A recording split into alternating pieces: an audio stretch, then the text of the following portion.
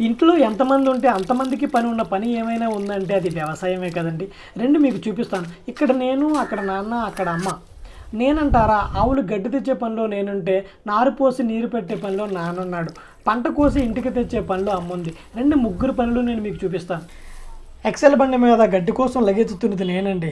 విత్తిన పంటకి పైపేస్తున్నది నాన్న. అటు ఇటుగా పండిన క్యారెట్ని తీస్తున్నది అమ్మ. ఈ క్యారెట్ పంట వేసింది మనకు చాలా కొత్త అండి. ఈడెవడరో బుడ్డోడు అనుకుంటున్నాడా? ఇది నా మేనలుడండి. మా అమ్మని తాతని ఆట పట్టించడంలో ఇటు తోపు.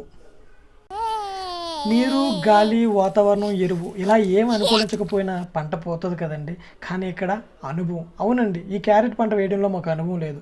మొదటిసారి వేయడం వల్ల సరిగా దిగుబడి రాలేదు. కానీ వచ్చిన పంటను చూసి మాకు చాలా సంతోషం అనిపించింది. ఎందుకంటే మనం వేసిన పంటను మనమే కోసుకొని కూర వండుకొని తింటుంటే భలే ఉంటుంది కదండి ఆ ఫీల్. అదే సంతోషం మాకు మిగిలింది ఈసారి. మొత్తానికి ఈరోజు అమ్మ తన పనిని తనను పూర్తి చేసుకుని ఇంటికి బయలుదేరింది.